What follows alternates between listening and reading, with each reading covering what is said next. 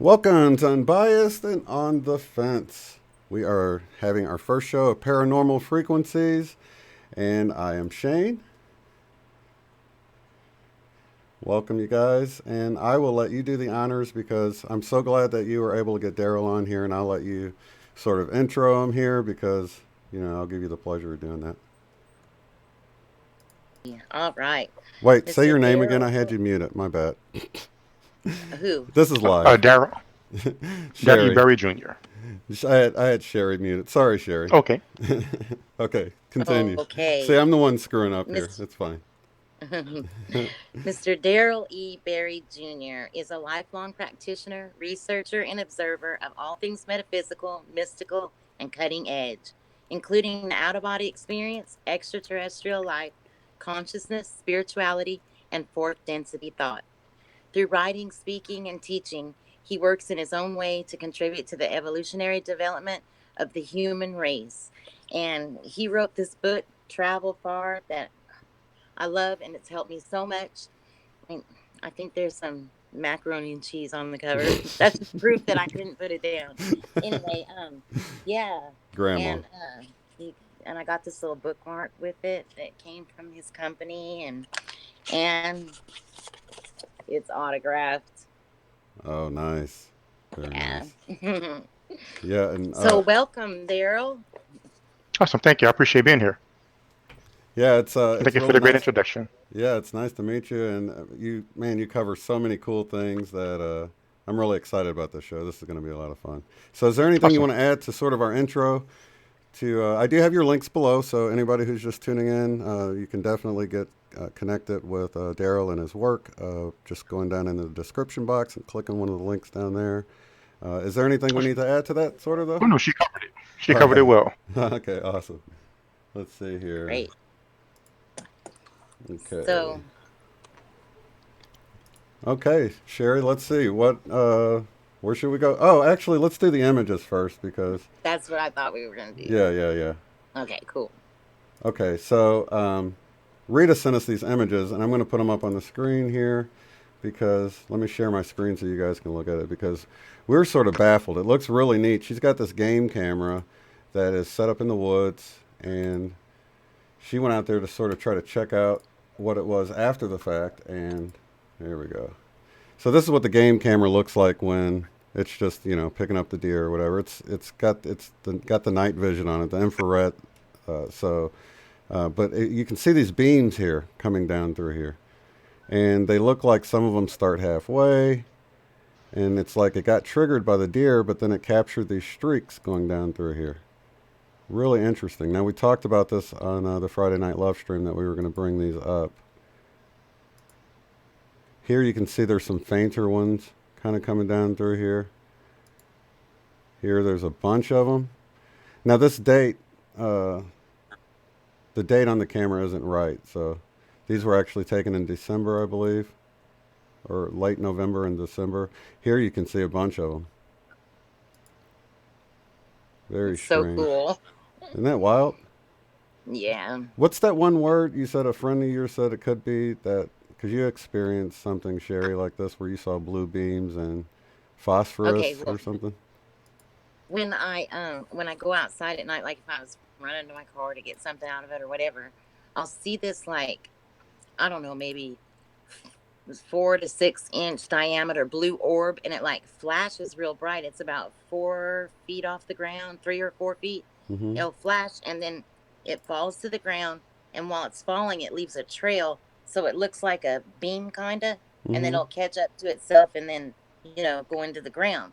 Well, I was telling my friend Jeanette about it. She's actually called in before, and uh, she said that the Cajun French people call that a feu follet, and that it's like a phosphorus. It's a natural phosphorus gas thing or whatever. But the Cajun people believe that it's like the spirit of unborn babies. I don't know, like playing or whatever around. Oh, that's And interesting. yeah, so a feu follet. Yeah. Okay. Rita's here now. Yeah. These pictures came from Rita. If I didn't mention that in the beginning, she went out there to try to. They did like some meditating and to try to figure out if they could, capture something with her Nikon, and she captured this image here, and very wild because you can see all these sort of, I don't know, orbs or something. She zoomed in on it. You can see it there. Wow. Very interesting That's, stuff here. Look at that one. yeah. I saw pictures like this when I was out in Sedona where they capture these sort of orbs like this. Um, really cool That's though. Lots of so orbs. neat. Okay, let me get back to, let's see, stop sharing here. All right. Okay, back to I haven't, Darryl here. I So do haven't you have any really, thoughts on that, Darryl? The pictures? I haven't really experimented with pictures in that way. It could be something with the camera. It could be aliens. From the paranormal perspective, two sources that I found that delved into that a lot. One of them is Stephen Greer. You probably heard of Stephen Greer. Mm-hmm. And one time he had one of his outings, and they caught an image of a sort of beam similar to that. It wasn't exactly the same, but it was sort of spiraling down. Oh, And if I wow. remember right, in that same encounter, they actually caught an image of an alien on film. They couldn't necessarily see it with their eyes, but they caught it on film. I So can't remember her name. Um, go ahead.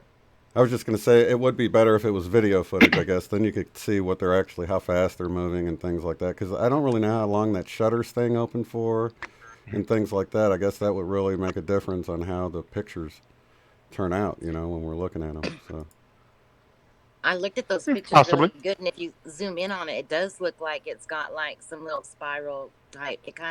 It looks like there's more to it than what's there. Like I see these beams that kind of make a grid that's also blue, and if you it seems to have like little, I don't know, little triangles and little things inside it, hmm and yeah, like it kind of looks particles. like that if you Yeah. zoom in on it. Yeah, I did notice it did seem to have particles in it. They aren't high res, so it's hard to pick that up. But I also want to bring out the fact that these are like night vision camera shots, so they're in black and white. So they could have been blue, and we don't know because it's only Yeah, picking it up in that, the black and white color or whatever. All so right. cool though. Yeah. A All lady right. I knew in Louisville, Kentucky, who got real good at catching the orbs. Eventually, she started to see alien faces in the orbs, and eventually, she started to take pictures of entire grays. Oh, So, a wow. lot of the orbs, it seems to be gray activity if it's paranormal stuff. Uh, But so I never really experimented with the cameras myself directly. I just have those indirect examples. But if it's yeah. alien stuff, it'll either be the grays or a different. That was one of the reasons I was wanting to get the high res images of it because I thought, I've had it to where if you can zoom in on one orb and make it full screen, I've seen little elf looking faces in them and stuff. So I was really interested in trying to see something like that, but unfortunately we couldn't get the ones right out of the Nikon, but that's fine.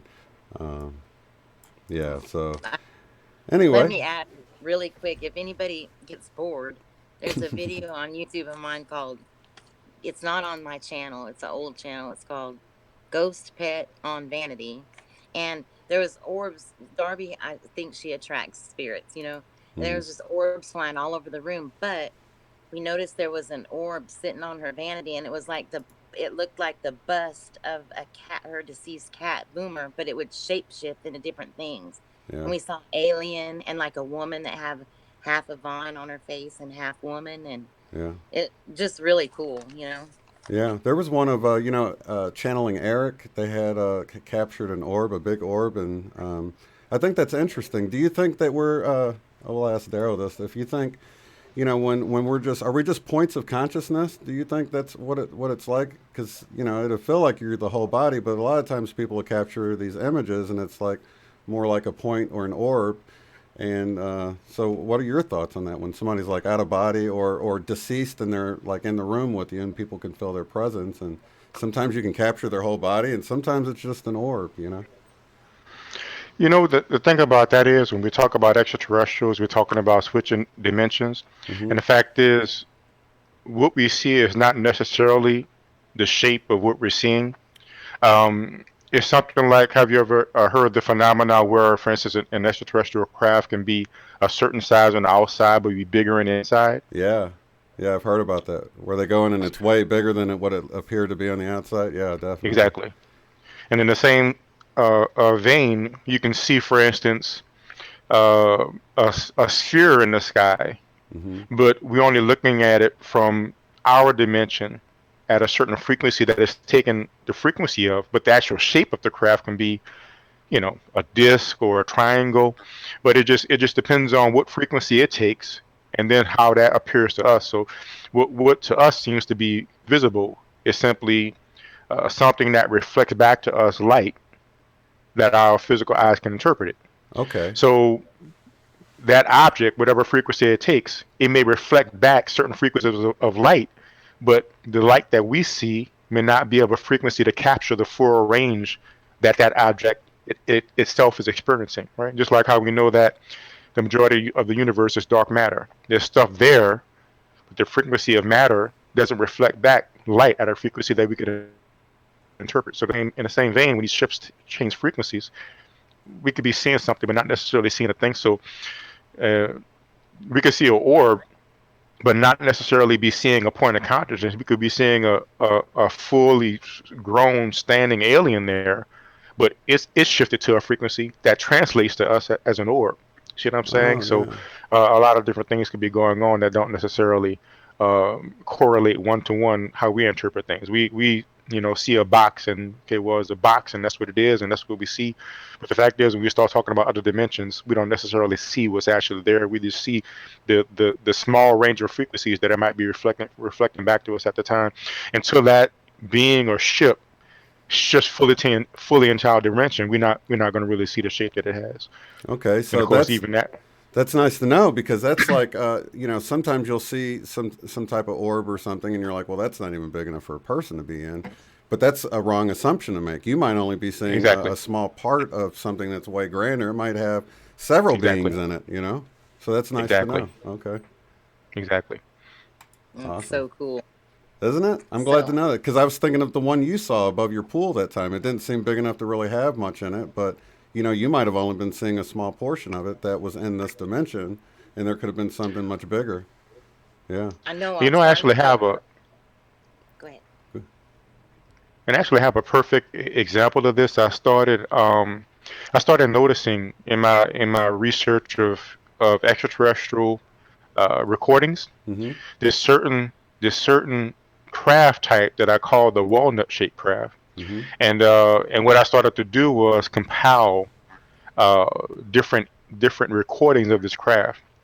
And there's one particular recording of this craft that I'll find and show to you here, to where you can literally see it's a craft floating in the air. It looks like a walnut, and right before your eyes, it changes into a kaleidoscope of colors, and you're Oh, like, wow. that's spinning, and you're like, what the hell happened to the people that's standing in the craft? Right? Did it just fall out and hit the ground because the craft dematerialized? But it took them all with it, and of course, it's just from our perspective, it seems that way. So, is it okay if I put this link in the Yeah. chat right there? Yeah. Yeah. Please do. You can Is even So, that the share your Ashley, ones? screen if it's Is something that that you the can ones? show. I'm sorry. Is go that ahead. the ones, Daryl, that like make the crop circles? Is that the ones that look like that? Uh, And they spin I around? haven't known them to make crop circles. These in particular ones, I've just known people to sort of see them and record them, but I wouldn't doubt it. Let me and I'm finding the exact time slot where it's at. Oh, let And me I'll actually copy the timestamp. let me find where you chatted in here and give you mod privileges so you can paste it right in here. Let me see here. Okay. Oh, real quick, I'm gonna tell Daryl about just real quick. When I was in my pool and I saw this 4.5 by 5 foot diameter cream colored, kind of opaque orb with it looked like a campfire burning in the center. And Hmm. honestly, like, I feel like it was a Merkabah. And I felt like, and I had a witness. My daughter had came home, and and I couldn't speak. I was like speechless, and I heard her, and she's like, "Mom, I'm right behind you, and I see it too." But what's interesting Hmm. is her boyfriend was with her, and he saw a whole different perspective. He saw a small orange, like, uh, orb in the tree line. But me and Darby both saw it straight up, in our face. It was only like 2 arm lengths away from me. And it seemed like I saw a painting, an old Christian art painting of like it was like an orb up in the sky, and there was a little man driving it, and I was like, that's what we saw, you That's know. right. But But anyway, that kind of but it goes along shows with how. what Darryl was just saying, and I mean, it almost sounds like just the individual frequencies of the observers alone were slightly different, and it gave That's you right. guys different experiences that day. You know? That's right. Yeah, Or the occupants of the craft changes the frequency of the craft, so therefore the craft seems to change shape to us, but it's just changing frequencies, and now different frequencies of light or an absence of certain frequencies of light or an increase of certain frequencies of light hit our eyes, and it looks different. That's really Like if you cool. check out this video here, go to 4 minutes and 40 seconds, and you'll see what I'm talking about. 4 minutes and 40 seconds. Okay.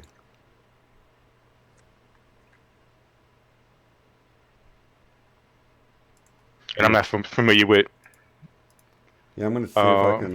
Hangout, so it might be better if you share it when you find it. Okay, yeah, let me do that here, and I'll pull it up here. That way, I can show everybody. The link is in the chat, so you guys can go check it out on your own. But I'll play the part he's talking about here. Um, Actually, let me share the screen so you guys can see what everybody else is seeing here. Let's see. Okay, share screen. There. Share that. Let me pull the video back up. Okay. Okay, here we go. yeah, that looks like the kind that make the crop circles from what I've seen, just looking at stuff online.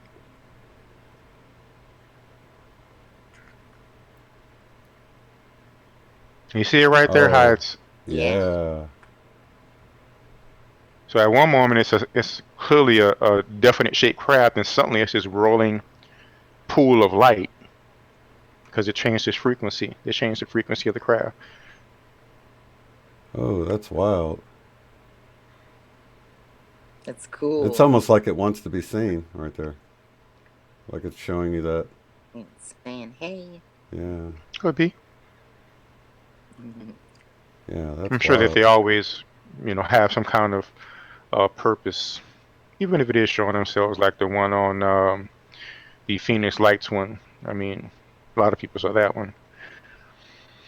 That is really Yeah. neat. So how And far away would that you same say this was? Was this I mean, do you have like an approximate size how big you would say this Oh is? no, Or? no, no. Yeah, I don't know. I haven't seen this craft personally. Oh, I've just okay. seen videos taken of it from different people from around the world. So yeah, I can't really say how big it is and so on and so forth.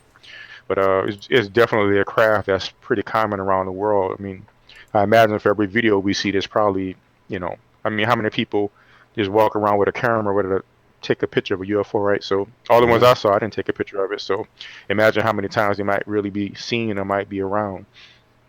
Yeah, and then the cameras can make a big difference too, like the spectrum of what they pick up. I know a lot of like That's true. I think James Gilliland uses some kind of night vision equipment, which is a lot more expensive, but I think it broadens the window of what you're able to pick up.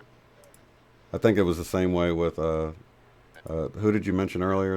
I can't ever think of that guy's Stephen name. Greer? Yeah, Stephen Greer. I think he's probably got better equipment than what we're gonna have on our phone or something to pick stuff up. So. Even if you have a camera with you, if you're freaking out, this is the last thing you think about, and it's all over, and you're like, hey, why didn't I film that?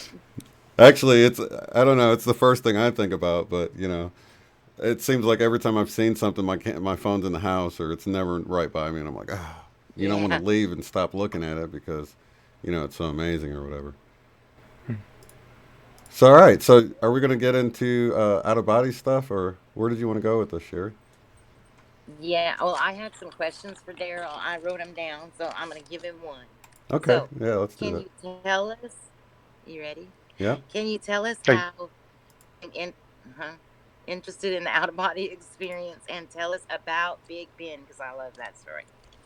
I got into out of body experiences because it just started happening. The first time I had an out of body experience, I was about 4 or 5 years old, and I started feeling sort of nauseous and lethargic, more lethargic than anything. And I told my mom I was going to go and lie down until I felt better. And so I drudged my way to the bed and laid down and went to sleep. And at a certain point, I started feeling a lot better. So I figured I'd get up and tell my mom I'm feeling better so she won't be worried.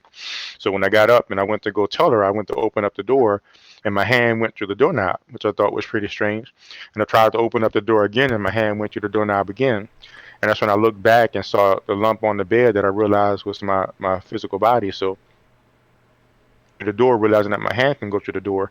Then I walked through the walls in between the kitchen and my bedroom, and I was able to see that I was glowing, like I was able to see inside the walls because I was giving off light. Then I Wow. walked into the kitchen, and I was able to tell my mom some of the things she was doing the next day, and she confirmed like that she was doing so on and so forth. And that's the first experience I had, and I had dozens, if not hundreds, of experiences before I even you know heard the term out of body experience or astral projection. So that's one of the things that lends credence to it to me, besides different experiments I did. But it's not like I read about it first or heard about it first. It just started happening, and I just started to explore it from there. And Big Ben was actually the first time that I consciously went somewhere because I got so adept at like floating out and just walking haphazardly places. I figured, you know what, maybe I could try to direct this thing. And grade school teacher had told us about the clock Big Ben overseas, and I decided I would try to go there. So I went to sleep, focusing on going to Big Ben. And suddenly in the night, I just appeared standing in front of Big Ben. And it didn't even occur to me, even though she probably told us in class, but I didn't even think about it, that on our side of the planet is nighttime, but on that side of the planet is daytime. So there I am standing in the middle of this busy public walkway, buck naked, from Big Ben the clock. So I'm freaking out because I'm naked. I think everybody can see me, and I'm trying to cover myself and all kind of things. And eventually I get sucked back into my body. But years later, I had asked my mom. I called her up. I said, "Mom, do you remember this happening?" Yeah, I remember you telling me you out of your body. Just to confirm that happened. And then I put up a picture of Big Ben online, and exactly the way I saw it when I was a kid. The way the clock was, the way the street was. It was just I was there. So that was my first time actively having a purposive experience. Just a small thing. I'm going from here to there, but I was able to do something intentionally and utilize it. That's so cool. I gotta throw one question real quick. So you said that you'd appeared there naked. Were you sleeping like that, or Oh no, no, I because went to sleep with clothes on. okay? So why do you think that happened? Well, probably because the fact is, when you're in a non-physical state, uh, your appearance is what you make it. Um, so perhaps as a kid, we don't have such a firm True. grasp on clothing. As a small kid, a lot of times you just run around naked, no big deal. Right. Right. So it could be what it is. I know even adults have dreams of being naked, so I don't know. It could just be one of those things. But I've several times I've experienced the fact that we could change exactly how we look. Like I went out of body as a female before. We spent like a little while, like a little bit of time going out as a female. One of the experiments I did to test the experience, one of my good friends, Lewis, who's like a master at OBE, and I decided to test him as well as test my abilities. So uh, that night, what I did was before I went out of body, I imagined myself to be wearing this big white robe, this long white flowing robe with a gold band around the center. And like, people rarely wear long white robes, and if they do, they never wear like a gold band around the center of the robe. Mhm. And I figured I'd go out of body and meet him, and if he can tell me what I was wearing, then that'll confirm the experiment. It might not convince, some scientists somewhere, but I mean, it would be proof enough for me. And I also decided on some kind of code word I'll tell him. I remember what I thought of, maybe pineapple, just something strange that you don't normally tell people out of the blue. And I went to sleep intending to go to him, and I went to him, and this was an experience where I wasn't fully aware of, but I was aware of reading him in out of body state, communicating with him. And the next day we started talking on the phone as normal, and I didn't mention anything about it.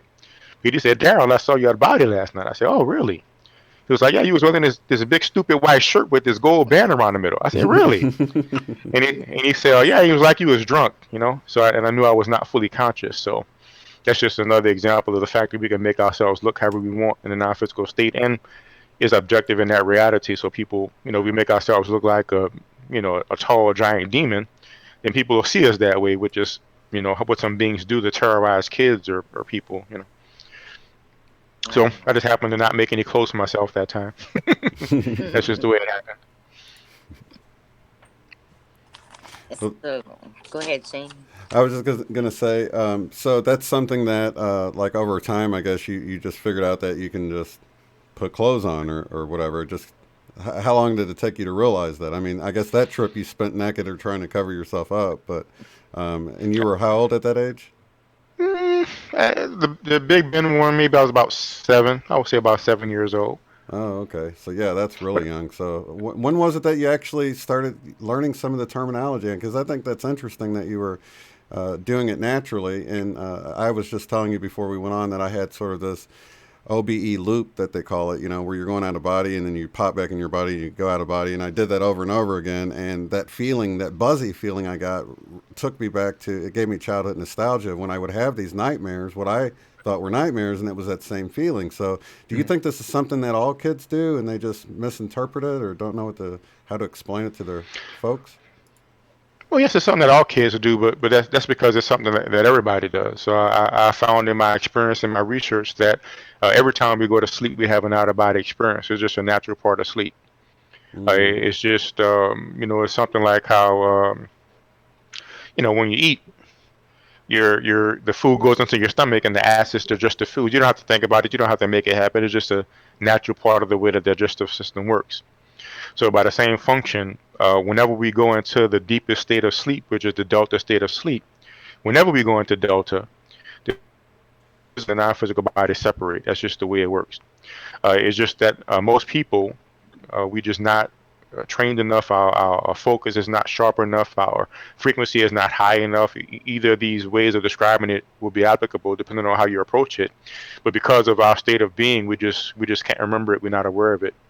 And those few times we do, it could be several things that causes it.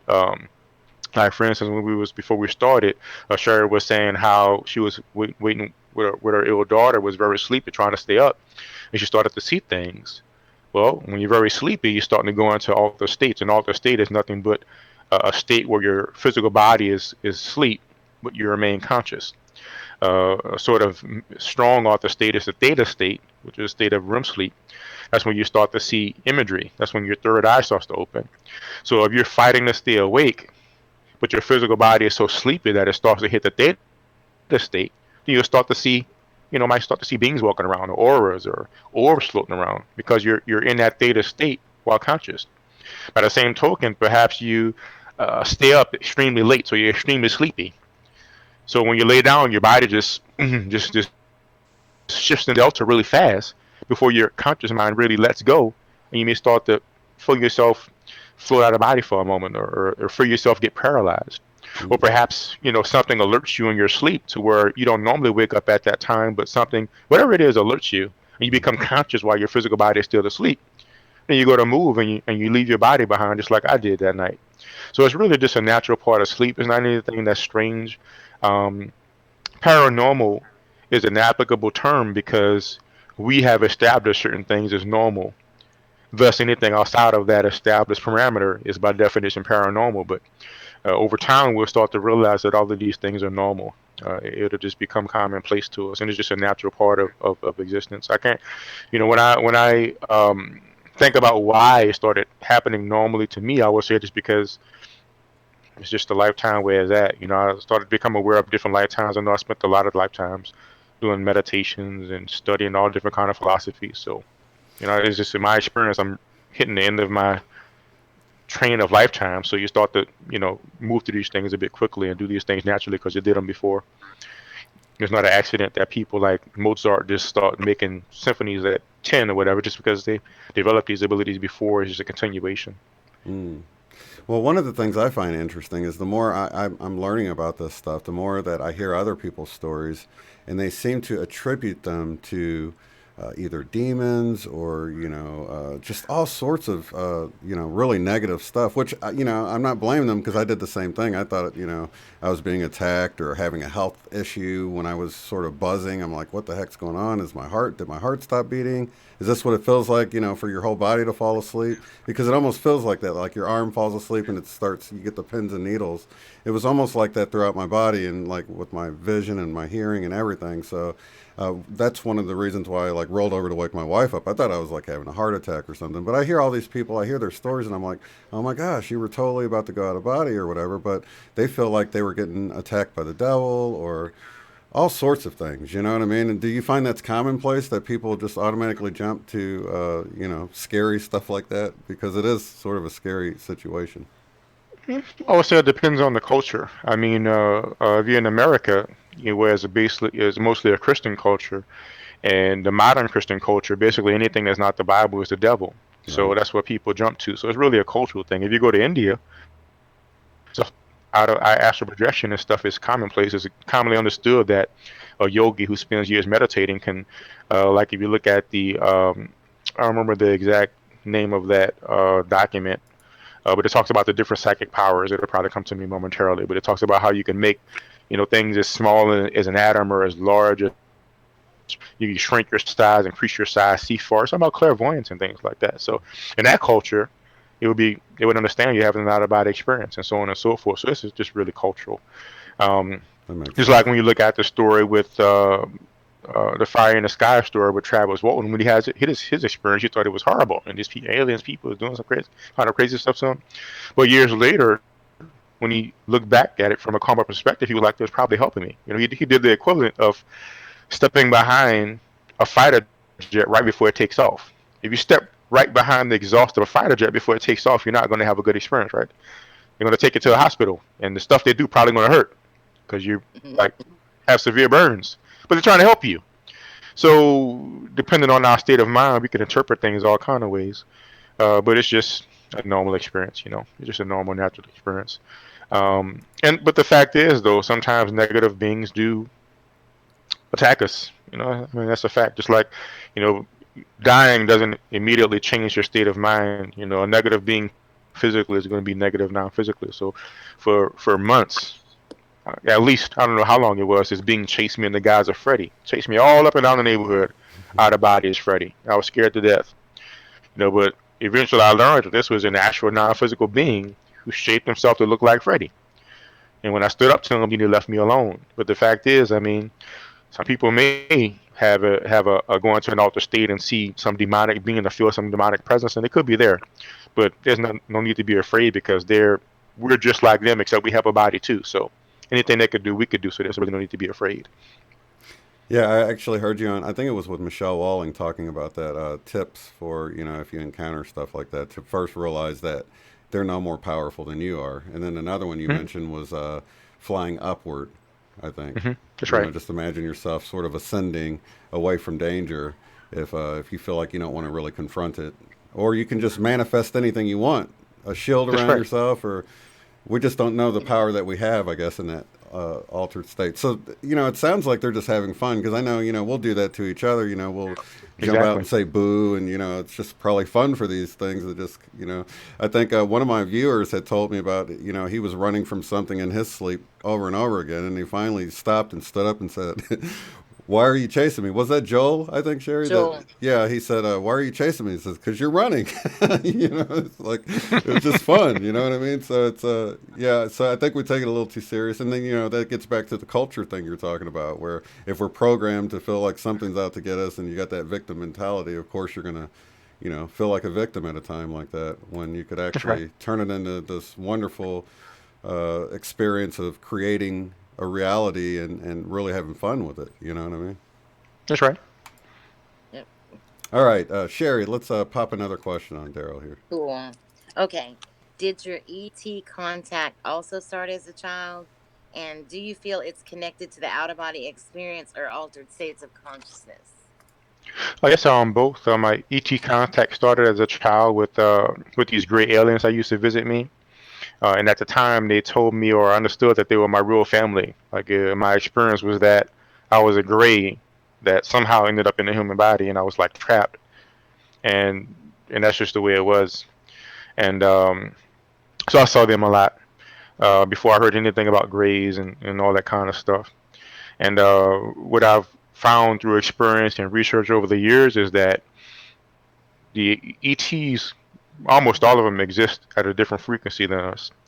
And basically, some alter states to us are normal states to them. So when we go into like the alpha state, which is like right now we're in beta, we're wide awake. And even just closing your eyes, your brain waves start to slow down into alpha. If you relax a bit, you'll start to hit alpha.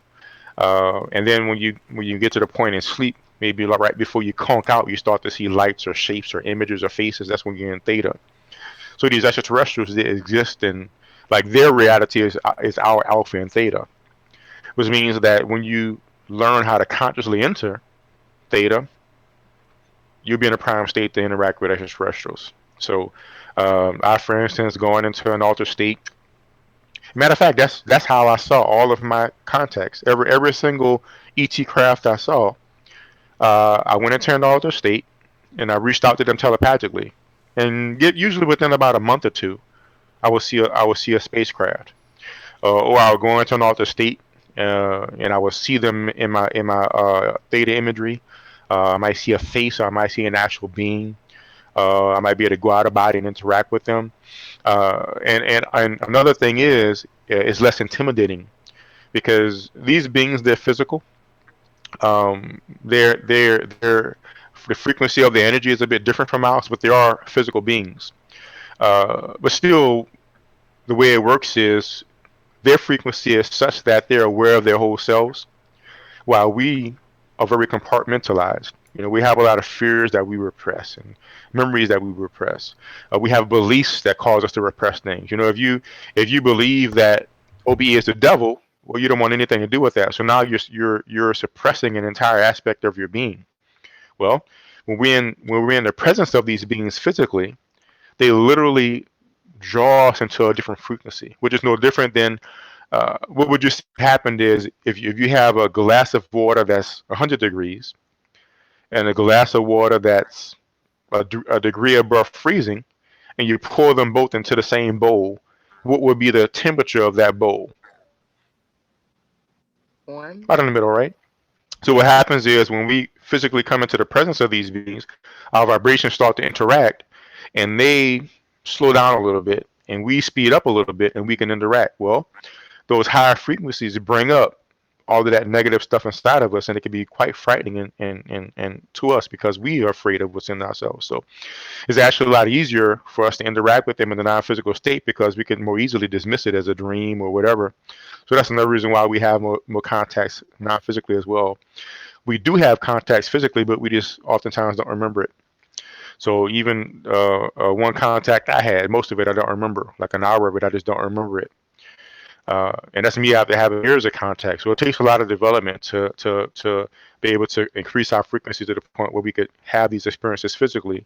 So at the start, it's a lot easier to do it non-physically. So it's both because we more align with their natural frequency, and plus it's just less threatening to us to interact with them non-physically.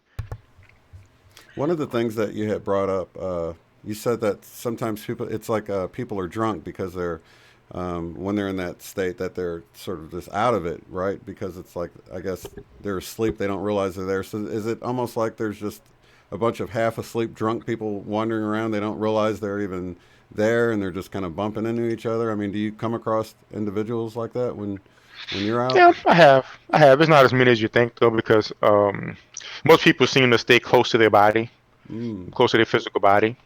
But every single person I've seen, well, I can't say every single person. Like one sticks out is a friend from high school, and he was like absolutely drunk. He didn't know where he was. Um, but another high school friend, I saw her, and she looked conscious. Like when you're looking at her, she seemed conscious. Like there's this university on the non-physical realms. is at the frequency that Robert Monroe called Focus 27. Mm-hmm. And she was a student there, and she was sitting on the bench reading a book, and she seemed as lucid as day. But the next day when I saw her in the physical world, I mean, it's clear she had there was no, you know, eye contact that said, "I remember you from last night." It was just clearly, and if you looked at her in physical life, she was totally different from the person who I saw in a non-physical. Another time I saw some friends of mine, an ex-girlfriend of mine, and I saw her with a guy who was very jealous of me talking to her, so I figured that's her boyfriend. And I saw another guy and a girl, and all four of them were together.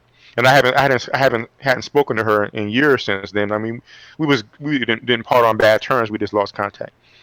And but the next day I called her up and I said, "Hey, I saw you last night at a body," and I described the scenario. And she told me how she got a new boyfriend, and her best female friend and her boyfriend, all four of them hang together all the time. And I described her three friends who I never heard of before, because we had stopped talking years before. So here you have one person who seemed drunk as all day. This other person who seemed absolutely lucid, but who just had no memory of it, and another person who I would say she seemed just normal. But those are only a handful of people that I've seen at all the different times I've been out of body. So my experience is most people don't wander around, but when they do, they're in various states of apparent lucidity, but most people just don't remember it. So I refer to it as the awareness threshold. Like basically we have, because of our demarcation in the state of separation, we have what's our conscious mind, which is what we were aware of. We can remember what we did yesterday and so on and so forth. And then we have the levels of experience that happen in the theta and delta state.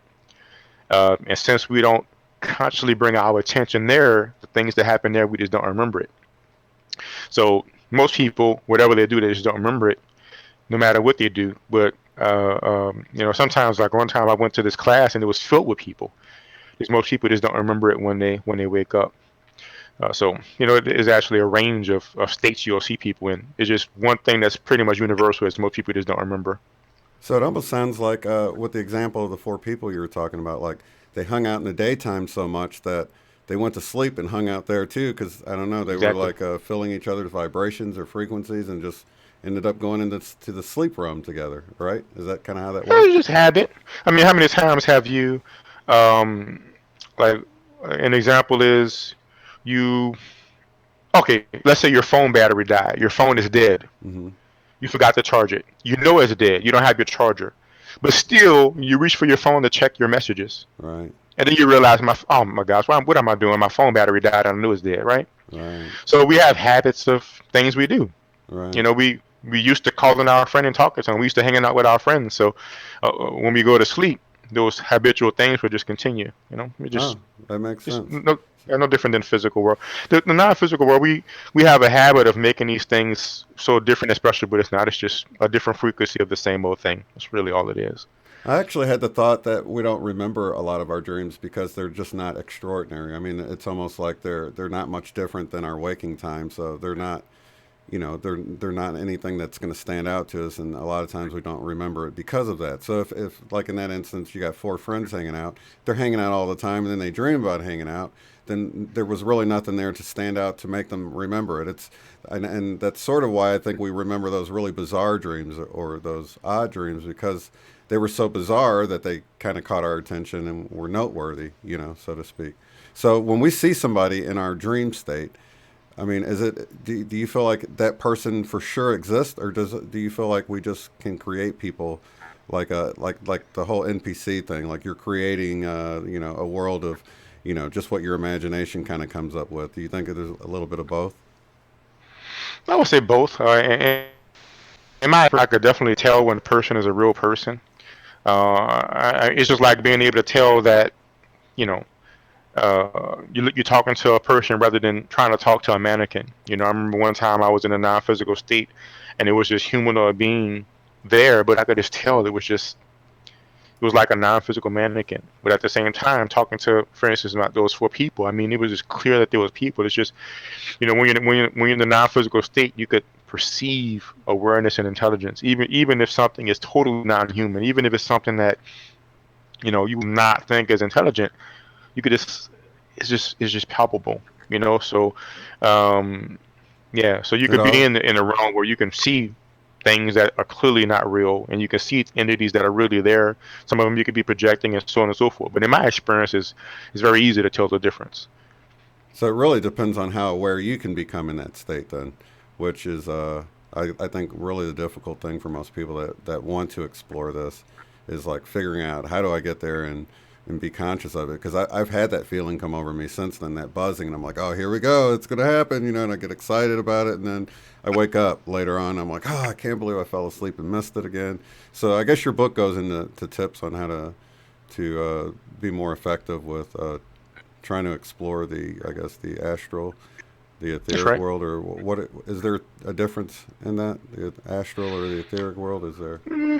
I mean, I mean, technically, yeah. I mean, when people refer to the etheric, they're mostly referring to like the frequency of the non-physical energy that we have in our body. Mm-hmm. And astral is more of a frequency that is farther removed from the physical world. I guess you can say it's a frequency that the etheric is a bridge between. Oh, okay. But I guess I can't really say I explored it from that aspect. Like but apparently it's a popular concept. Like a lady that I respect a whole lot, this lady Barbara Brennan. She's a clairvoyant and a healer, and she, very in a very detailed way sees the different bodies and the different frequencies of the different bodies, and each different body, like the etheric body, has its own frequency and structures, and the mental body has its own frequency and structures. But I guess I never really delved into the different dimensions that specifically. Usually, I always had a more of a purpose-driven out of body experience rather than frequency driven. But I plan on getting into it again and exploring things like that. But I mean, definitely you could um, experience a difference in frequency of energy. Mm-hmm. But I'm not sure how definite those different locations are. Some of those may be cultural as well. Okay. Well, we better get back to the list, huh, Sherry? Well, okay, this one I'm excited about. Okay. Can you tell us about your communications with a past life father figure that was a gray alien? I guess that was a Kano. So I started with him when I got into channeling. A lot of the things I experimented with, and just to test it out or verify that it worked. And I got into channeling for a little while, and I started doing channeling through automatic writing. And I contacted a few different types of beings, and then eventually I contacted this being called Arcanos, even though I didn't know his name at the time.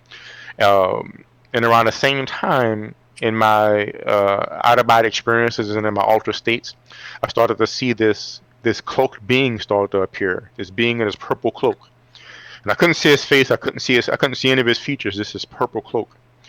And one time he showed me some alien writing, and as I started to uh, talk to him telepathically more and more and see him in out of body more and more, he started to reveal more and more of his features to me until eventually I decided to go to the Akashic records. At the time, I was reading different things and going out of body to see if certain things were real. And I went out to the Akashic records, and in the building there's like an atrium, and I saw him there. And that's the first time I saw him. It was like a full-fledged gray, this alien gray, about 7 feet tall, with ridges on his head, and built out of like he was built out of light. And he told me he was a father in the previous lifetime. And one time he took me out of body and showed me the planet. It was like like destroyed ourselves in a war, so the planet was like destroyed, and it was really cool. So he helped me progress a lot, taught me a lot of things. I was able to learn a lot about channeling and see how it worked through the chakras. Um, I remember one thing he showed me was this plane called the guide plane. Like he showed me how there's a certain frequency of the universe where a lot of beings that operate as guides live, and it's basically like a plane that's made of golden light. And intention is like physical there. Like when you have an intention for a guide, it becomes a physical object there, and it can touch it and contact you like touching a telephone. So he's a very cool dude. Um, yeah, so that's pretty much the nutshell about Arcanos. One interesting thing was I couldn't remember his name for the longest. That's when I was still developing pushing my awareness threshold back. and I would go into an altered state. Like it got to the point at this point where I didn't even have to, um, you know, go into an altered state really. I could kind of just talk to him just mentally, and I noticed that my chakra, my solar plexus chakra, would vibrate and just have a lot of activity when I talked to him. And as time went on, my heart chakra started vibrating and having all kind of activity. Then eventually my throat chakra started having a whole bunch of activity. It was pretty cool.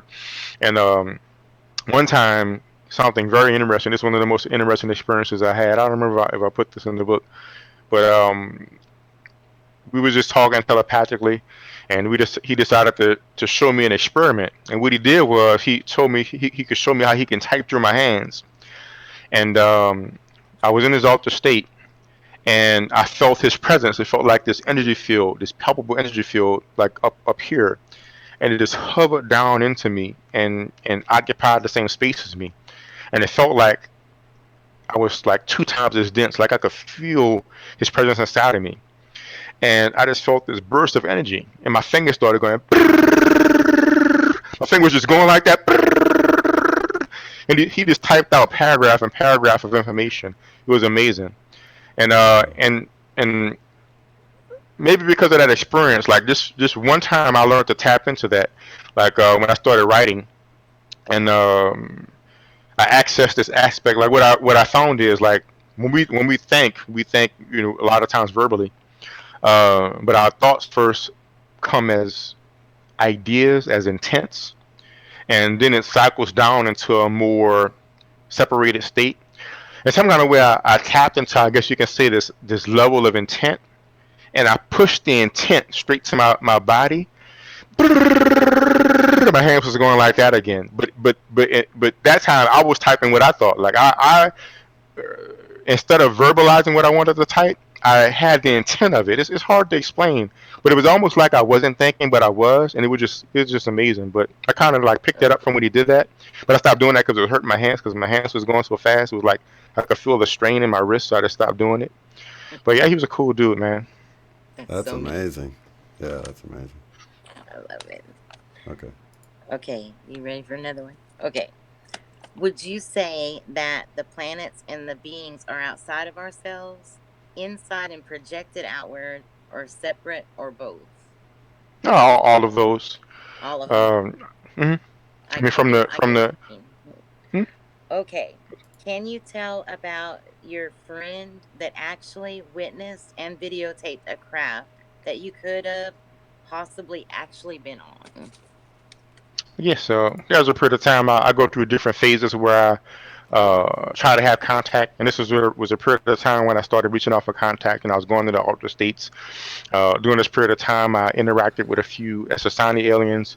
During this period of time, I saw an image of a Pleiadian alien, and during this period of time as well, I had a sense that I was going to have a nice sighting. So I told my friend Lewis, I'm going to see a craft soon. I know it, and he told me they're gonna take me aboard. And I said, well, what I'm gonna do is, if they do, I'm gonna have them do a flyby, and just be ready, and you could try to see it. So I told him I'm gonna try to do a flyby by my friends. And like a little while later, I had an out of body experience where I wasn't fully conscious, but I was conscious enough, and it was these bluish type beings, and they had this spherical shaped craft, and there was a few people that was there, and at first I was hesitant to get on the craft, but I ended up getting on it, and they took me to another planet, and we saw a few things, and I didn't remember seeing Lewis, but like the next day, you know, because I was actually planning on leaving the planet. I was planning on not coming back, but it took me back.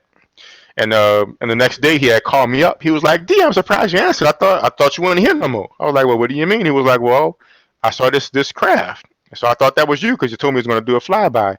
And I asked him, "Well, what did it look like?" And he said it looked like a sphere, and it was which matches the description of the craft that I saw. And he showed me a picture he took of this. It was actually outside of his job. He saw this sphere like in the distance outside of his job, and he took his cell phone out and took a little video of it. And then he said at a certain point it shut up. It was kind of grainy photograph. You couldn't see what happened, but you just noticed it wasn't there no more. And he said it just shot up into the sky like that. So Wow. apparently they kept their promise and did a nice little flyby.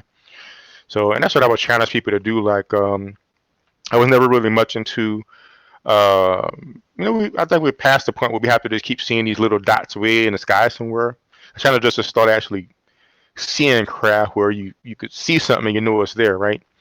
So all the sightings I've seen, like you knew something was there. It wasn't just this light that you can talk away like something is there. You know what I mean? So yeah, this is one of the experiences that I had. So, but I know that some other people had a lot more experiences than that. Like Rodney Martin had several experiences where he got on craft and saw all different kind of beings. So I plan on getting into it more and extending my experiences some. It's so cool. Shane, do you have anything? Nope. Okay. I'll let you continue on. Okay. Next one is, do you believe out-of-body experiences or practices to achieve such can facilitate ET contact? I think we kind of answered that one, huh? Yep. Yeah, because we tap into the frequency that they exist at, so it allows us to perceive them, and also it's less threatening. I mean, if they wanted to, they could land their craft and walk into our, but I assure you, you're not going to like that experience. Let me tell you about, this is like the closest sighting I had, physically. I was doing this during a period of time when I was meditating every day, reaching out telepathically saying, show yourself, show yourself. Then I started to see these pink flashes in the clouds. Now remember, this is around the year 2000, 2001. So at this time, I had like grays in my living room when I was a kid, but that was mostly out of body experiences, and I was going out of body a lot and all kind of stuff. So I would say, a hefty amount of experience, I would say. And so I see this pink flash in the sky in the distance. So at that point, I resolved. I mean, if I got to drive to China, I'm going to go to that flash and see what it is, right? So I'm driving to it, and I'm driving like I'm going to my house where I lived at the time in New Orleans, and I drive past my block, and I park my car, and I would say, let's say about 2 or 3 blocks up into the air, and about 3 blocks away, there's this pink flash in the sky, and the flash starts flashing faster and faster and faster and faster, and then suddenly it's just this pink glow, this steady pink glow, and out hovers this beautiful craft. It's like shaped like a stack of coins or like a birthday cake, round with like a short barrel or column. Mm-hmm. You see these little portholes around it, and this pink electric light, well, maybe it's power source or something underneath it, and it was just awesome looking. But I tell you, I was terrified. I was absolutely terrified. And I'm looking in the back seat to see if an alien is there, and next thing I know, like the craft is hovering out, and suddenly it hovers back up. But it hovers back up like a little bit to the side. Like I could tell that you could tell if something was missing. When I got home, like an hour or an hour and a half had passed. So even after all my experience, I was still scared because it still brought up things inside me that are still obviously unconscious to me. And at the same time, I still couldn't keep myself conscious the whole time. As it started coming down, my consciousness started closing up. I could just remember at a certain point it started closing up, and then it was gone. So, the frequency is just different. It is a different frequency.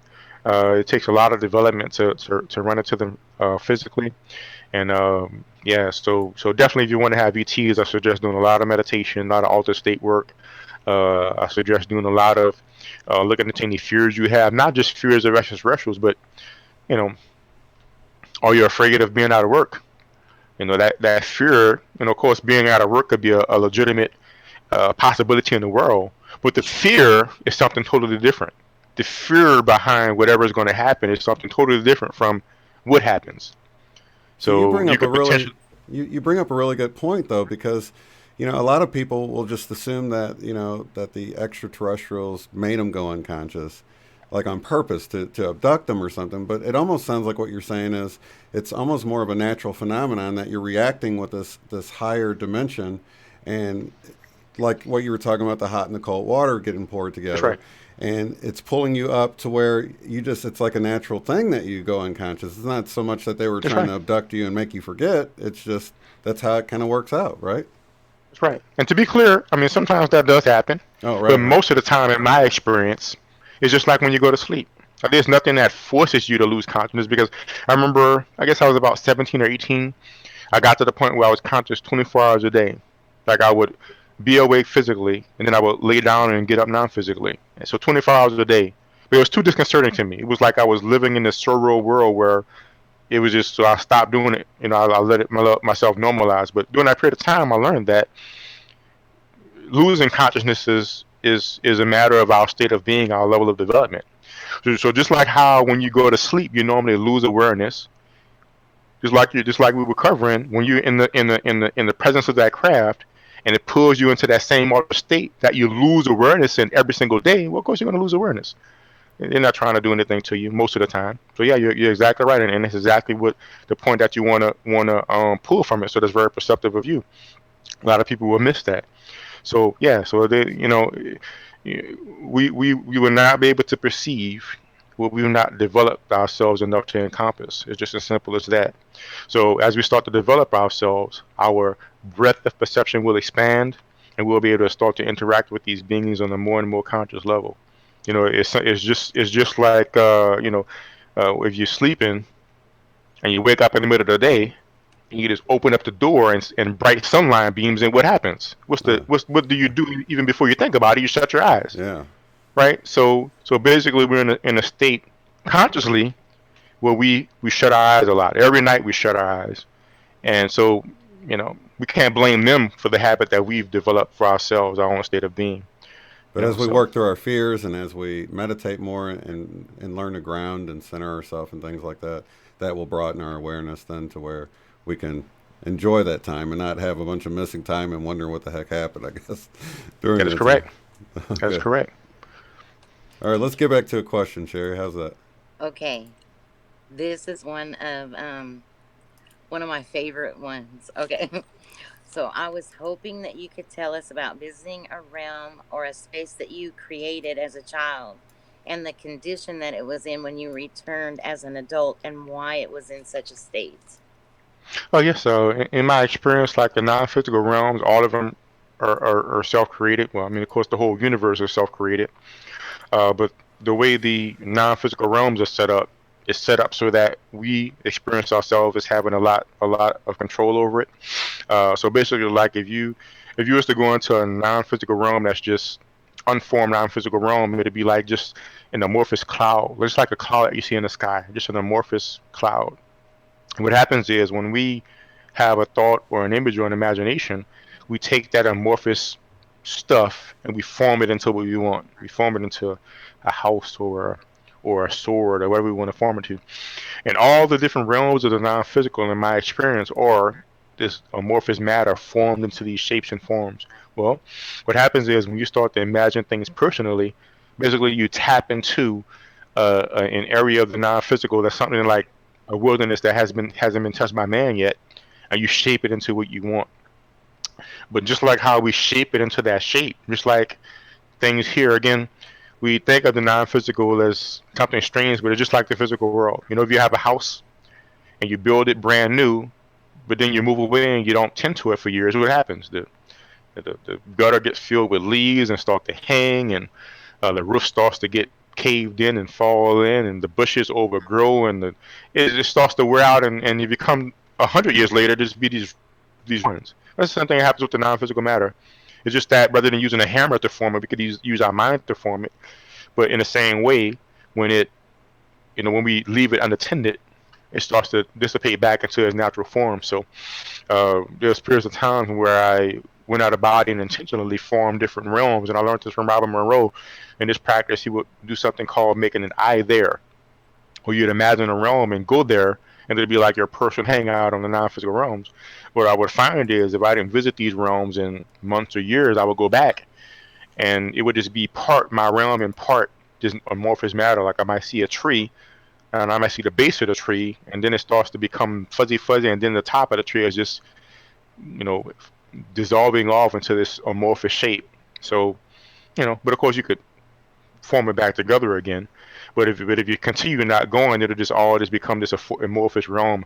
I remember a few times being out of body, and I was, this is back when I didn't really know what was going on, I just felt myself lost in these realms. I remember one time I was experimenting with finding this temple, and I was in this golden temple area, and some kind of way I just kept walking and ended up in this, and I fell off this cliff, and I just fell into this, just like this endless area of this whiteness, and it was like there was no direction. But then I realized it was just like this large area of unformatted, non-physical matter, you know. And what I found is the non-physical realms, they like there's these barriers in between them of this amorphous matter. So let's say, just like here, you know, you build your house, and in between the house, you often put a fence. Well, it just happens naturally in the non-physical realm. So you form this area to where you want it, and the area right outside of your realm is still that amorphous matter. Somebody else forms a realm here, and now the amorphous matter between you two is this barrier between the two, and you can go back and forth between this barrier. So you might be in a city, you keep walking, and then you're in like this area of this amorphous cloud, and then you walk into a countryside, and I experiment with that by just going in the same direction. And I just, I would fly and be in a city, then go through this barrier, and be in the desert, go through this barrier, and every single direction is a different realm. You look up at the sky, and you go up to the sky, there's a barrier, and then you go above the sky, there's another realm. And that's why I say you can fly up to escape negative beings. Generally, the lower realms, or literally, if you fly down, you'll go through barrier, and hit demonic realms. And if you fly up, you'll go through barrier, and hit angelic realms. So, oh, that's nice to know. Yeah, that's so cool. So, okay, can you tell us a story about the time that you saw the source of all that is, or what some people may call God? well, I won't call it the source of all that is or God. I don't really know what it was.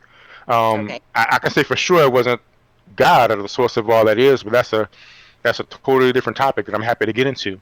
But but but in my experience, a lot people are misunderstood about that. But what happened is I was feeling very depressed, and I wanted to find some kind of reassurance from something higher or greater than me. And at the time, I wasn't practicing very frequently, but I was practicing enough where I knew I could get out of body if I really wanted to. So I kneeled down on the floor, and I put my head down on the back of my head in a sort of prayer position, and I searched within and without for the source. So I didn't know what I was looking for, but I had an idea of the source. And I appeared in front of this large entity or being or thing or object. It seemed like a large star. So I'm just floating out of body suddenly, and it's just this brilliant star in the distance, and it's radiating. And I realized that what is radiating is coming at me like a nuclear explosion, like just a wave of stuff coming at me.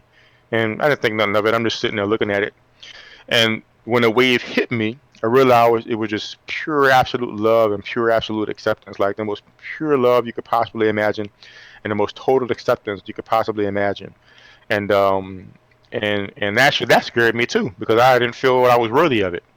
And I started to close myself off for it. I tried to shield myself from it because I figured surely if it got to the core me anymore, and I just didn't want to not be loved by this source of pure love and acceptance. But the energy just kept coming and penetrating to the core of me. And when it did, it still loved me. Then it just passed through me. And when it did, it just started to blow away what I perceived to be layers of my aura that I didn't need. Like just this parts of me that I didn't need were just being blown away. Like if you imagine seeing a image of a nuclear explosion where it just blows the building away, like fragments of my aura were just being blown away and purifying me almost like. Wow. And I went there like 3 days in a row. And I can't really say exactly what it is. I know I've run into other experiences where people had similar, and they would say like it's their higher self, or it's the higher self of the earth, and things like that.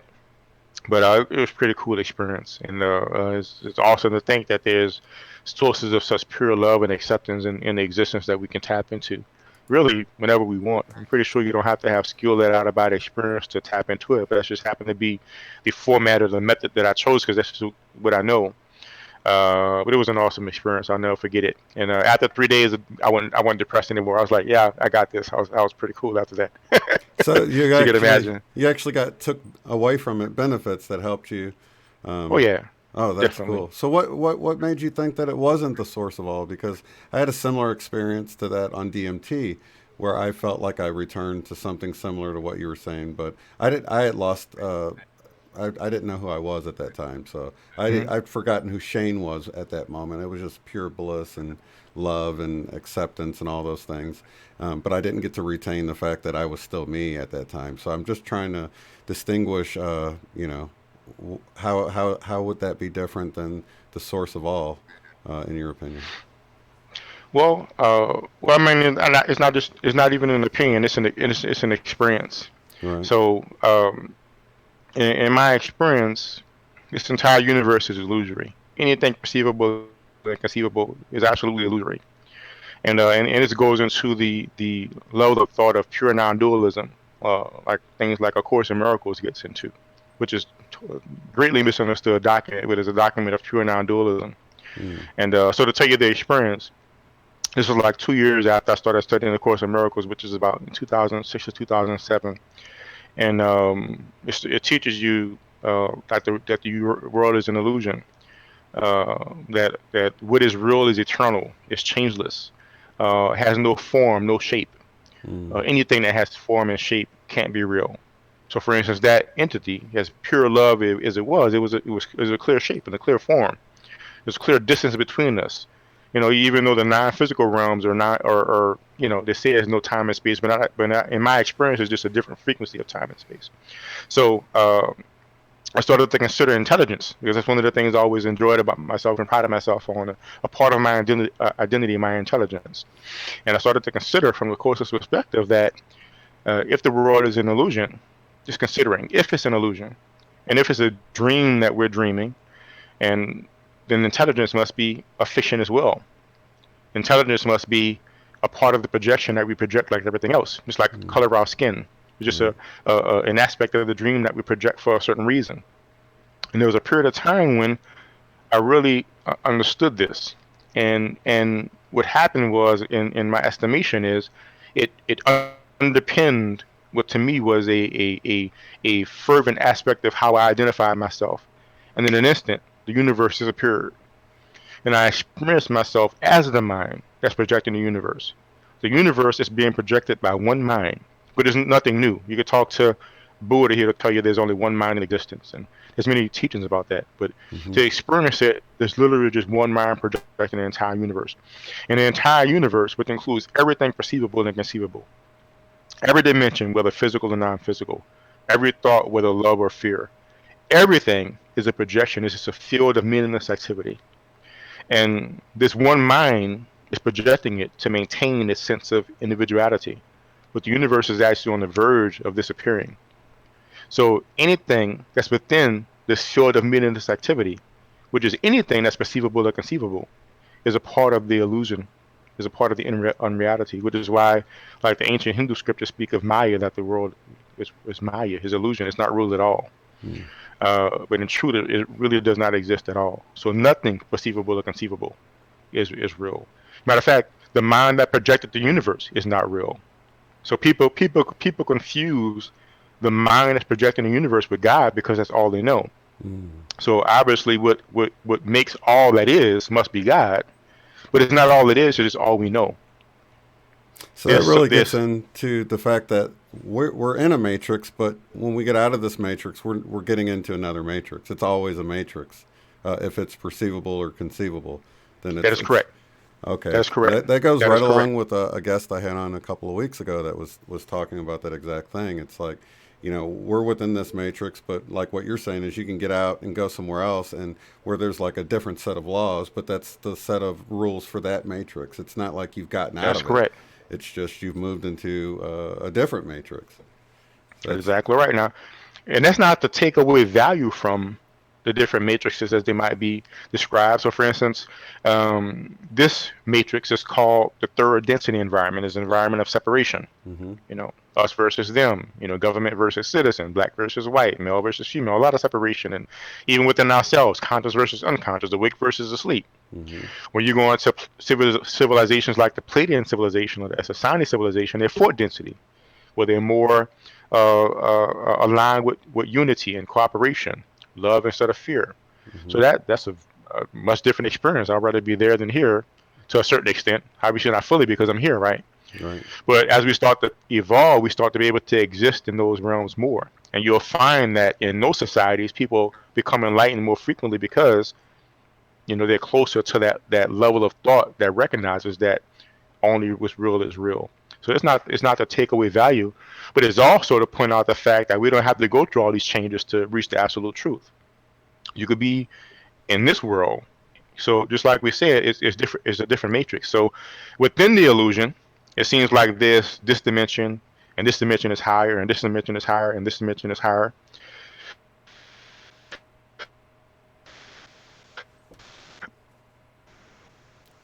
Whoops. Did we lose you? Uh-oh. But from outside the illusion, it's all equally illusory, and that's all an illusion because you have to basically the highest frequency of the illusion, and it's one more little step to realize you. Okay, so it's like skins of an onion, I guess. Like you can peel away and get to the different layers of the higher dimensions. Whoops. Did you lose him too, Sherry? Yeah. Oh, okay. I think just got a little lag on the line here. How many questions do you have left? I don't want to keep Darryl too long. I guess. Oh, not really that many. Oh, he dropped off. Oh, what do you want to do? Call him? Can you call him back? Or he calls in? I think he can follow the link back in.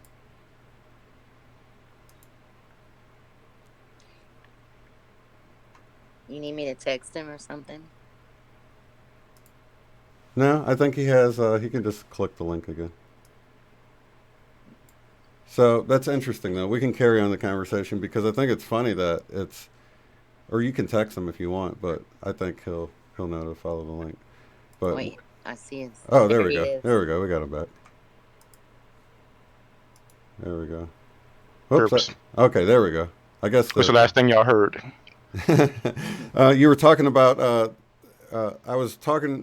What you were saying sounded like the layers of an onion, like sort of like you've got the different dimensions and the higher levels, and that's sort of like where it cut out. Yeah. So we have these different dimensions and higher levels, and you could either take a few million years and going through level after level after level, and eventually reaching a level where it's like a step next to realizing that you were dreaming the whole thing anyway. Or at the same time, you could look at it from a non-dualistic perspective and realize it's all an illusion anyway. It could have saved you some time. So it's not to take away from the value of these different realms, because that's why there's different religions and paths, and because different people are ready for different things at different times, and it's all valuable to according to your level. But make no mistake, in truth, is all illusory. And if we wanted to, we could just end it all right now. It's just what I've experienced in that moment is we have a death grip on maintaining our individuality. So individuality itself is an illusion. So we go through these different dimensions, and we start to let go of our fear and our hatred, and we start to let go of our selfishness and see from a more unified perspective and so forth. And then in the end, it comes to the point that we realize we are the one mind that's projecting the universe, and even we, the one mind, is illusory. But until we get to that point, the terror of losing our identity keeps us here and experiencing ourselves as separation. And that's what I found out that moment. It was one moment where, as one mind, and we all are there in that moment. In that moment, I experienced myself as the one mind that we all collectively are. When I say all, I mean me, you, ants, roaches, Pleiadians, Essassani, the source beings, everything is part of that one mind that's projecting this illusion, terrified of losing this identity. So from one perspective, each of these steps are ways out. But from the other perspective, when we make these realms important, it could actually be an impediment. If we make getting out of body so important, it's still an illusion. But making it so important and making it special is a way to keep ourselves trapped in the illusion. And again, I think to do that. I did that for a few decades, right? But eventually it starts to get boring. I mean, like I said, it's like the physical world, but a different frequency. I mean, it actually takes effort. I mean, there's still other stuff I want to explore because I sort of promised another book called Galactic Travels.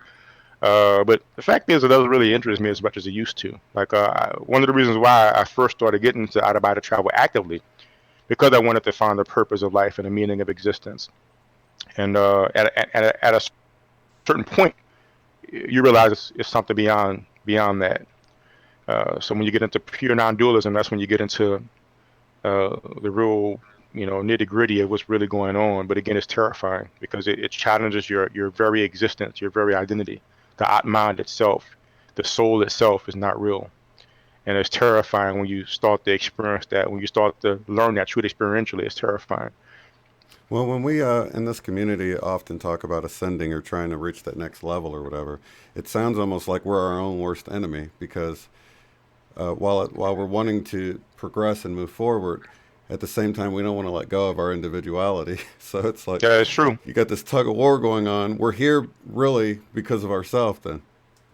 That's right. That's right, So, 100%. so what kind of tip would you have for somebody that's like, look, I'm ready to just move on to something bigger and better. It's this tug of war going on that they don't realize. I mean, it's really letting go. It sounds like to move to the next level. Or do you think we've got something going on a cosmic scale that's going to naturally unfold and progress us into some type of higher dimension, a fourth density planet? What's your views on that whole thing? That's not going to happen. I mean, that's a common um, idea. Mm-hmm. But the fact is, the universe doesn't work like that. Enlightenment is not a collective thing. Mm-hmm. It's not a bandwagon type of thing because that totally strips everybody else of their free will. Like if we can get 75% of the planet to think a certain way and automatically pull everybody else along, that totally strips that 25% of their will. It doesn't work like that. And like we discussed earlier, everybody is as powerful as everybody else. So I'm as powerful at choosing my own experience of reality, just as you're as powerful as choosing your own. We lie and pretend other people can choose our reality for us, which is what I was touching upon with the fear of losing a job. You might have a reality of a fear of losing a job, but the fear is totally different. That comes really from our fear of losing our identity. We project it on a job, so we don't have to look at that, and we can stay focused on the world and project it and protect it from that scary stuff. The God is an illusion. So if you want to get past the tug of war, ironically, you don't really have to do anything because the pain of being an individual is enough where it pushes us forward. If we really look at it, everything that pushes us forward is pain. Mm-hmm. You know, we want to get a better job to get more money to get out of the pain of not being able to pay our bills. The pain of having to see our child starve is pain. Mm-hmm. And we want to become more spiritually enlightened to escape the pain of fear and doubt or the pain of living in this slower frequency. We blame it on the frequency. It really is the pain of being separate and being in this individual state. So what happens is the pain will constantly push you towards something else. So, when I felt myself, the pain within myself, I thought, man, if I can get out of body and get into a different dimension and the higher frequency, then I'll feel good and be happy and won't be afraid anymore. But that didn't work. I went to these higher dimensions. Even that being, I went to that source being 3 times and I felt better. But a few weeks later, I was still depressed again. Something I wanted in the world I didn't get, or something happened that I didn't like, and obviously that wasn't working. And I thought, man, maybe if I get off this planet, that'll work. Maybe I need to go to the Pleiades, and if I go there, I'll be happy. Then realize the Pleiades are just people. They're just people like us. That's not going to work either. I mean, they have pretty cool ships and they can travel the galaxy, but they're just people like us. I mean, going to Pleiades ain't going to fix your soul. So then what else is next? And eventually I found the Course in Miracles and pure non-dualism, and it's like, wow. And then when I had that experience of being in one mind, I'm like, okay, I mean, obviously this is it. I mean, and now it's just a matter of working on letting go of that fear and forgiving and reinterpreting the world, and that's where it's at. So I would just say, don't fight yourself. I tried to do that before, it doesn't work, because the fear is real. And but what's going to happen is if you're just patient with yourself, you'll want to give it up. More and more you'll want to give it up, and what will happen is the pain of existing will eventually overshadow the fear of existing, and then you're done. So that's what I found year after year. The pain of hating this person. Why don't just let it go? And I don't care what you did. I just don't want to hurt anymore. just Let me just not hurt anymore. And you realize you could just let go of the pain, and letting go of that pain is letting go of the dynamic that keeps us as an individual, and it just snowballs from there. So it's actually a very natural process. So you don't have to fight yourself. It'll move you along automatically because you want to escape the pain. Well, it's And in the actually an end, empowering message, though, too, because it's like nobody can hold you back either. So, I mean, you can look at nobody. it both ways that, you don't have to wait for everyone else to get on board. You could just You move know, right forward and then create that reality within your own individual reality is can just move and progress forward. And that's correct. that's actually an And it's not empowering even that we message. can. It's the only way it can work. I Right, mean, when people think about needing some kind of critical mass, how did Jesus do it? I mean, right, how did the Buddha do it? right. And conversely, are you saying that if Jesus was on this earth, our collective negativity would make him not enlightened anymore? It makes no sense. You could be in Auschwitz and you could be just as peaceful as, you know, a billionaire in the mansion. At the same time, you could be a billionaire in the mansion and be just as stressed out as the person who can't pay his bills this month. None of that matters. No, Is whether you're choosing, yeah, how you what choice you're making, whether to start to look at it from a perspective of right-mindedness and acknowledging the illusion for what it is, yeah. or if you want to keep holding on to your individuality and you're going to experience pain. I love the Jesus Uh, analogy. That's brilliant. The Jesus, the yeah, Buddha analogy, because everybody didn't hold them back. that's right. And Jesus And that was himself back said, then, right? yeah, and yeah, exactly. Things were much denser then, I would think. Do you have time for Right. a couple more? Are you in a hurry to get out of here? We have all night. Yeah, it's up to Okay, y'all. let's go. Yeah. She's got a few more. I just want to make sure we weren't keeping you too late or whatever. We got time. Okay. All right. Um, this one is really exciting to me too. It was about where did it go? It was about you experiencing like a whole lifetime in one out of body experience. Hmm. Well, it wasn't a whole lifetime. It was about 7 days, if I remember right. So what happened is I went to sleep one night and I woke up. This was a period of time when I was going out of body all the time. It was just I didn't even think of it as out of body. Just what was going on. And I went to sleep and I got up, but I woke up. I was in a different bed in a different room on a different planet, apparently. And I thought I was trapped in a dream for that. The whole first day, I thought I was trapped in a dream or one of these non-physical experiences. I'm like, now I done done it. Then floated up to the ceiling too many times, and now I done it. Right? I can't get out this damn thing. And so what happened is, as the days went on, I started to forget this life, and I was just there. It was like it was this desert world. Like I only stayed at the area where I was at, but my understanding was the whole planet was a desert. And I used to sell these little pottery and different kind of wares at this little market outside. And I lived in this what looked like an igloo, but it was made of sand. It was like a sand type of igloo, and I just lived there. It was just normal life, and this world seemed so strange. Like there was no electricity on that world. There was no airplanes and cars, and all of these things. I literally experienced this entire world, this entire life as a dream.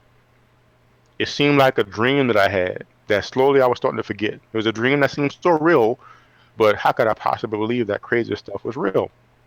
And like, let's say about day 7 on this other world, I went to bed and I woke up, and in my little desert world, in my little, brownish desert little igloo, and I thought, I feel strange.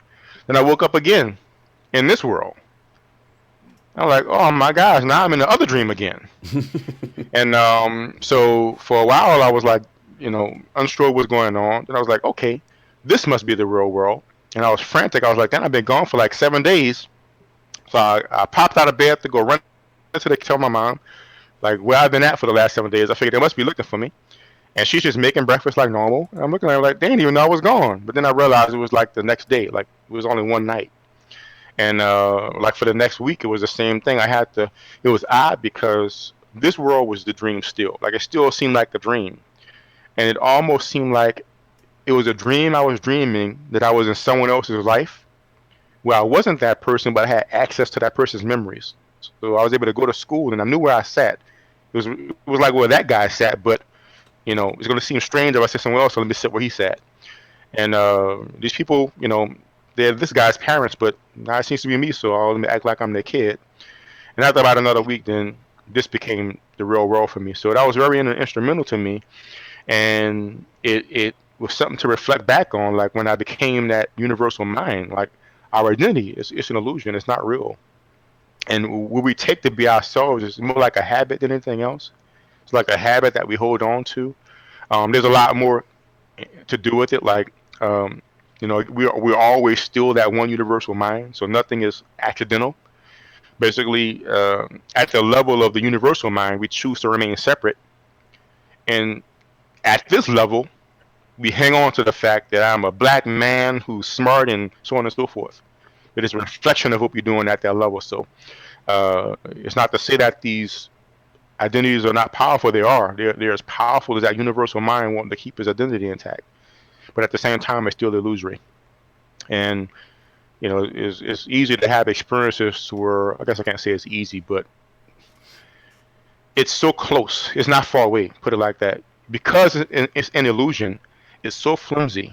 Our belief in it makes it seem so solid, but if you just change the way you think in certain ways, I mean, it's surprising how easily these things that seem so important. Like when I was that universal mind and I was looking into the universe and I was able to see like the self that I am now, it seems so important to me. If I stub my toe, it hurts. And if I get hungry, it's anguish. I need to eat, or else I just I'm going to go crazy if I don't eat something. If I'm thirsty, I need to drink something. It's very important and it's very immediate. But when I was that universal mind, this entire self was just a little bitty speck. It was just so insignificant, and it was terrifying to realize how insignificant this entire dream is. So, but that was another experience that let me see how insignificant the world is. It was another experience that let me see how potent these different timelines are, these different dimensions are.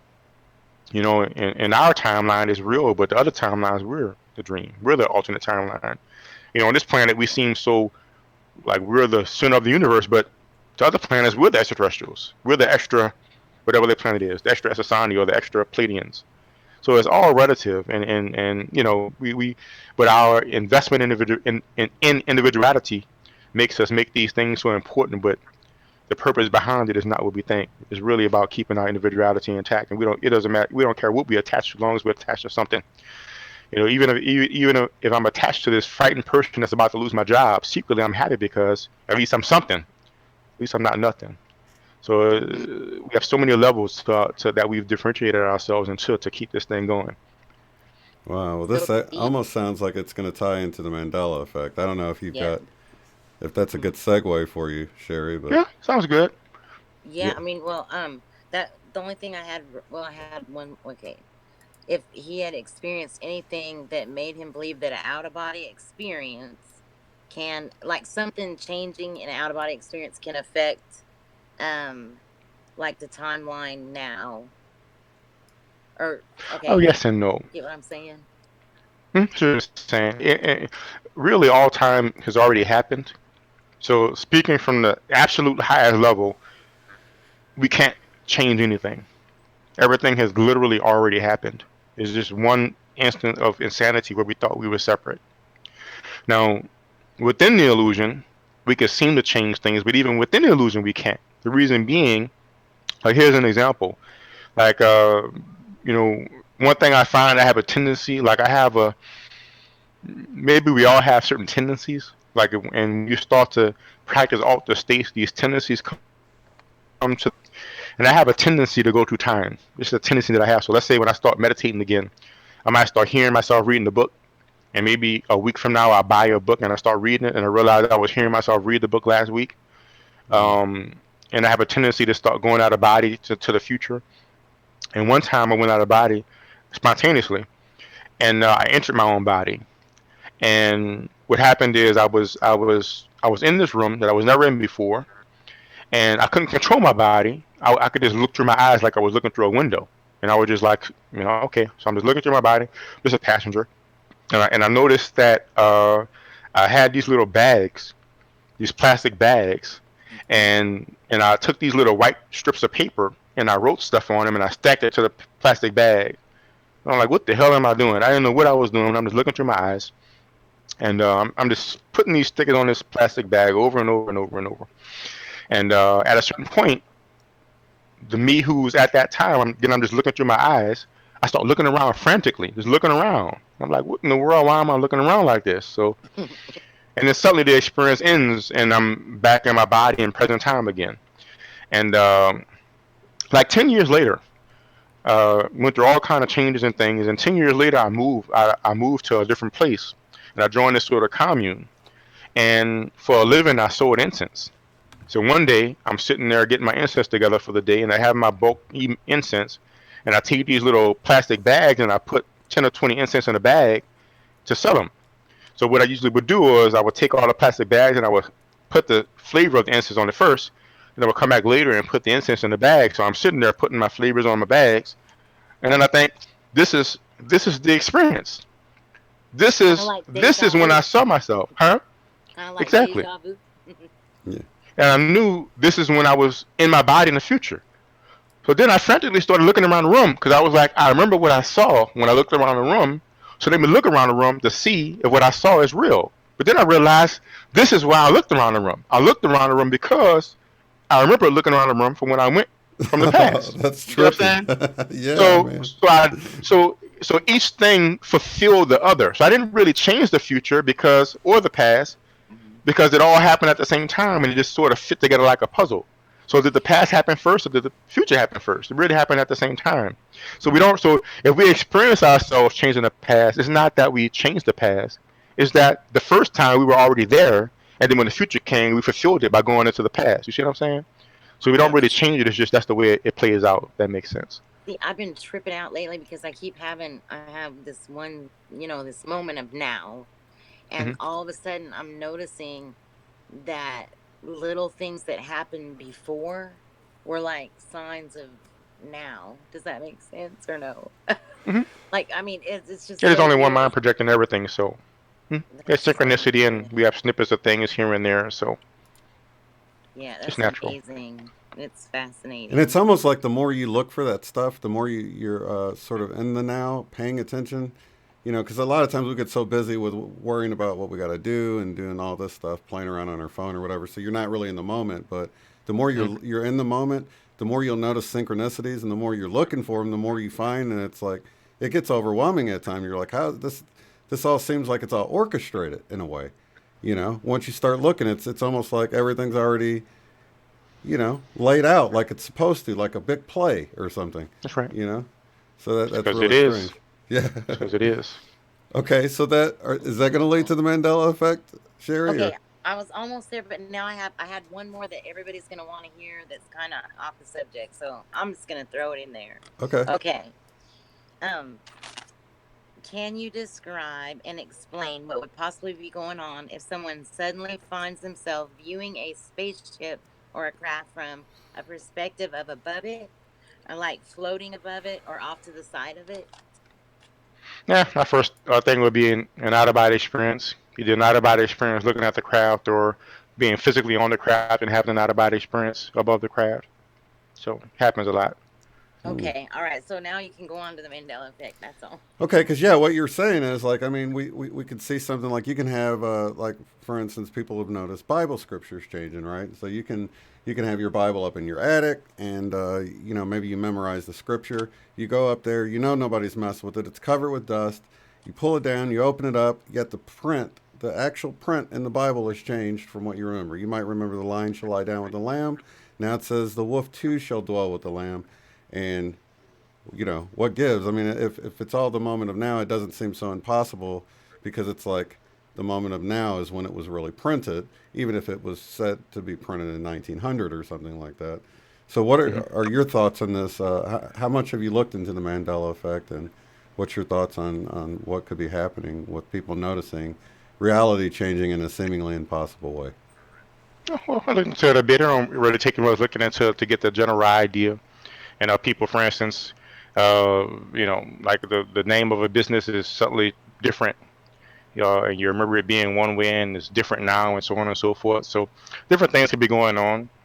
I would caution because one of the things I've found is that um, we could be very unscientific in the paranormal community. Mm-hmm. So I would say never um, overlook what could be the most basic, simplest thing, which we didn't pay attention. Right, right, right. We just didn't pay attention. So we think the verse changed, but it always said that we just didn't pay attention. Just like how we could forget somebody's name and call them Sue when it's really Mary or whatever the case is. And we know their name was Sue when they tell us, oh, yes, right, your name is Sue, but we thought it was Mary. So sometimes we just don't pay attention and forget things. But the fact is, there also are different timelines, and different timelines, are different in various respects. So and we change timelines often. So the way it works is like this. And the explanation I got from this, like Gary Renard was visited by these ascended masters called Art and Cursor, and they describe it like this, like a multiple choice, like let's say a multiple choice novel. So they have those novels usually they're like kids novels where you get to the end of the chapter and it says if Tommy sees the monster, go to page 130, and if Tommy sees the angel, go to page 200, right? Mm-hmm. Well, you have the book in your hand. So the entire story of Tommy seeing the angel is there. The entire story of Tommy seeing the other thing is there. They're both there. But it's up to you which one you choose. And at the same time, you could be flipping through the book and get halfway between the angel story and it's flipped to the other story. Both stories are still there. And but when you flip to the other story, Tommy was wearing red shoes in the other story, and now he's wearing blue shoes. Because it's literally a different timeline. It's a different story. Still the same characters, but it's different. So the fact is that happens physically. One thing that I didn't think to put into the book is I died several times, and I'm sure everybody has. So this is something that Bashar speaks about. I remember one time when I was a kid, we used to make these ramps. We used to put these ramps up, and we used to take like a board and put some bricks under it or whatever, and ride our bike up to it and jump. But one time I made this insanely high ramp, insanely high, and everybody was looking at me like they knew it was crazy. And I ran up that ramp and I jumped and I flipped. And when I flipped in the air, I landed on my head and I died. And I was walking around as a ghost for a while. I saw how sad my parents was. I saw the funeral, and but then I was able to reset and live again from that point. And the second time I did it, I hit the ramp and I flipped and I landed on my wheels and I avoided the fire hydrant. So there's one timeline where I died and one timeline where I didn't. I've gone out of body and visited other timelines. So the fact is, there is other timelines that we could change back and forth between them. So it's possible you could see one thing one way and experience another timeline and it's something different. So I've experienced moments where I knew I shifted timelines before, and things can seem new and things like that. So it could be one of those things. Sometimes we just forget, and sometimes we actually change timelines. But again, it's just a natural thing. We're changing timelines all the time. It's just a constant thing. And again, it all happened at the same time, but still in our experience is that we have a choice. In our experience, I could either eat a hamburger or some fried chicken. So it's like but when we eat a hamburger is there. Yeah, it's like the book's in your hand, like what you were saying. Yeah, exactly. So it's like you just, at any moment, you can just jump to that other story that you didn't read at first, but hey, you decided to just jump out of this one, jump into that other story, and bam, you might start noticing little things are different. Exactly. And, okay. Sometimes the story is very similar and you don't notice anything. And sometimes the other story is very different and you're like, wow, that didn't have a K in the name. And it happens, but it's no big deal. It's still an illusory universe like every other.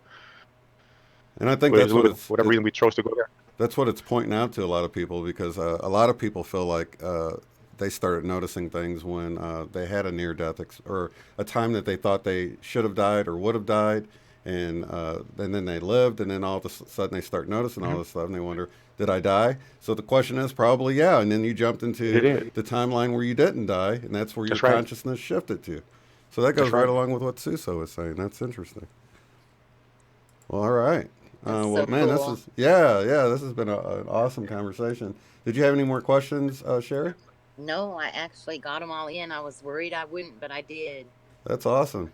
Yeah, well, that's been... do you have anything coming up, Darryl, that you want to talk about or anything?